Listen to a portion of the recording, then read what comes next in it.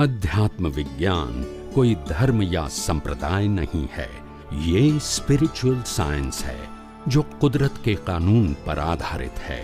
ये विज्ञान पूरे ब्रह्मांड के सभी रहस्यों को उजागर करता है और जीवन के सभी पहलुओं को समझने के लिए एक नई दृष्टि देता है। इसी को आर्ट ऑफ विजन कहते हैं, दुनिया को देखने की एक नई दृष्टि, जो अध्यात्म विज्ञानी परम पूज्य स्वामी श्री कमलेशानंद जी के निर्देशन में सनातन सत्य का अनुसंधान कर हमारे जीवन को प्रकाशित करे। जय सच्चिदानंद। हाँ स्वामी जी, जय सच्चिदानंद। जय सच्चिदानंद। स्वामी जी, आपने बताया कि एक भी अज्ञान रहेगा वहां तक केवल ज्ञान नहीं होगा। हाँ, केवल दर्शन नहीं होगा वहाँ, केवल दर्शन, केवल दर्शन नहीं होगा। और स्वामी जी, अज्ञान तो ज्ञान से जाएगा, और ज्ञान आपने बोला कि पहले वो श्रुति ज्ञान होगा, फिर मति ज्ञान होगा, फिर अनुभव ज्ञान होगा। तो स्वामी जी, अनुभव ज्ञान तक हम कैसे पहुंचे? नहीं, अज्ञान ज्ञान से नहीं जाएगा, अज्ञान विज्ञान से जाएगा। विज्ञान से। ज्ञान और अज्ञान दोनों रिलेटिव सत्य है। आप जिसको ज्ञान मानते हैं व्यवहार में, जैसे आप महावीर को भगवान मानते हैं, कृष्ण को भगवान मानते हैं, राम को भगवान मानते हैं, वो रिलेटिव सत्य है, सनातन सत्य नहीं है। तो उस ज्ञान को भी हम अज्ञान ही मानते हैं। जो रिलेटिव सत्य है इसको अज्ञान मानते हैं। सनातन सत्य क्या है? मैं शुद्धात्मा हूं और हर जीवों के अंदर शुद्धात्मा है, वो सनातन सत्य है। समझ में आया डिफरेंट बिटवीन ज्ञान एंड विज्ञान? ज्ञान का मतलब होता है इंडिविजुअल व्यू पॉइंट, और विज्ञान का मतलब होता है सनातन सत्य। आप मानो या ना मानो, मगर वो है। जैसे मैं कुदरती कानून को नहीं समझूंगा तो अभी कुदरती कानून काम करेगा ही, तो इसको सनातन सत्य बोलेंगे। मैं आत्मा को मानूं या ना मानूं, मगर आत्मा तो है ही। तो सनातन सत्य का मतलब वो व्यू पॉइंट नहीं है, इट्स अ यूनिवर्सल ट्रूथ। और अगर हम नहीं मानते हैं, नहीं जानते, वो हमारी अज्ञानता है। मगर आप रामकृष्ण को नहीं मानते हैं, नहीं जानते हैं, वो आपका क्या है कि भाई एक प्रकार का अज्ञान है। आप राम को मानते हैं तो कृष्ण को नहीं मानते, महावीर को नहीं मानते, कोई महावीर को मानते हैं तो रामकृष्ण को नहीं मानते। तो ये आपका व्यू पॉइंट हो गया। क्या हो गया? View point. हाँ, ज्ञान मतलब व्यू पॉइंट, और विज्ञान मतलब सनातन सत्य। तो हमको सनातन सत्य को दृष्टि में रख के, सनातन सत्य इस ब्रह्मांड में दो प्रकार के हैं।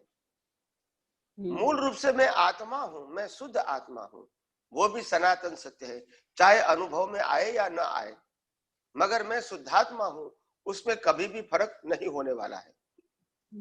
दूसरी बात, ये मन वचन काया, और मन वचन काया की हर अवस्था और 5 इंद्रियों से अनुभव में आती पूरा विश्व, ये कुदरती रचना है और कुदरती कानून से चलता है। और कुदरती कानून 6 तत्वों के सहाय से अवस्था बनाता है।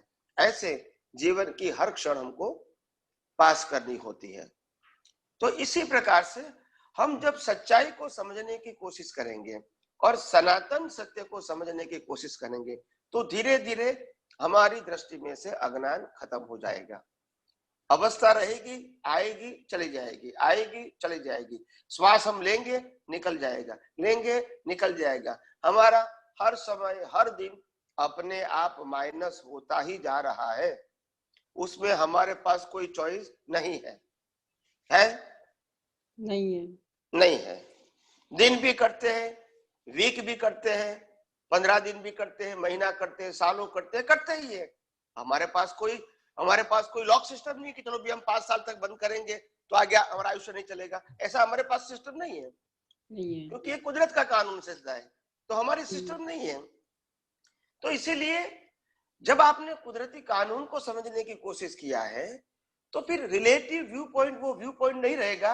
आपको इसको बाईपास करना है। क्या करना है? बाईपास। कैसे स्वामी जी? क्या? कोई भी रिलेटिव सत्य को बाईपास करना है, मतलब वैल्यू नहीं देना है, सिर्फ इसको कुदरती रचना ही समझना है, इसमें डीप में जाने की जरूरत नहीं है।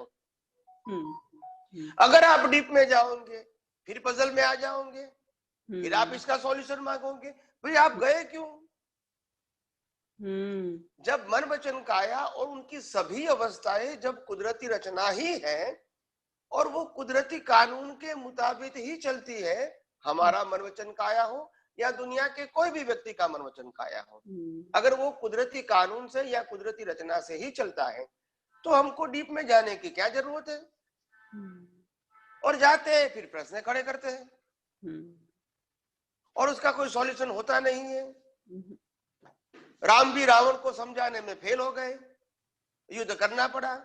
कृष्ण भी दुर्योधन को समझाने में फेल हो गए, युद्ध करना पड़ा। महावीर भी गोसालक को समझाने में फेल हुए।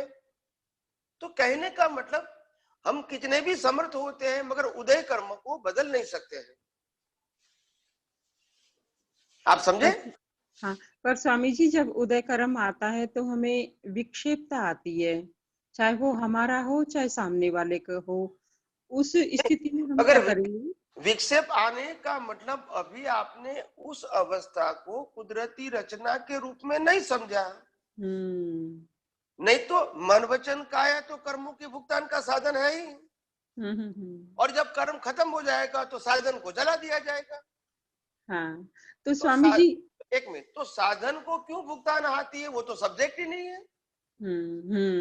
मगर आपको क्यों आती है? क्योंकि आपका ज्ञान दर्शन तो लाइव प्रतिष्ठित आत्मा में है, वो कुदरती रचना के ऊपर अधीन नहीं है। Now you understand the difference between the मन वचन काया एंड प्रतिष्ठित आत्मा। मन वचन काया वो कुदरती रचना के अधीन है, आपका प्रतिष्ठित आत्मा कुदरती रचना के अधीन नहीं है। और उनके पास जो ज्ञान है, दर्शन है, वो दोनों शुद्ध है। तो वो शुद्ध ज्ञान दर्शन को मन वचन काया की हर अवस्था में उपयोग करने में क्या तकलीफ है? फिर कोई तकलीफ नहीं है। हाँ, वही तो मैं बताना चाहता हूँ। मगर कैसे भी करके अगर हम प्रकृति के रिलेटिव सत्य के अंदर चले गए, पजल विल स्टार्ट। जो हमारा नहीं है उसमें क्यों आप डीप में चले जाते हैं?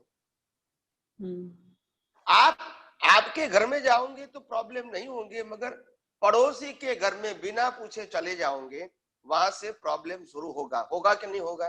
होगा स्वामी जी, डेफिनेट होगा। तो कुदरत कहता है ये मन वचन काया मेरा है। हाँ। और मेरे पास रहेगा, उसको जलाएंगे तो पंच महाभूत भी मेरे में ही विलीन हो।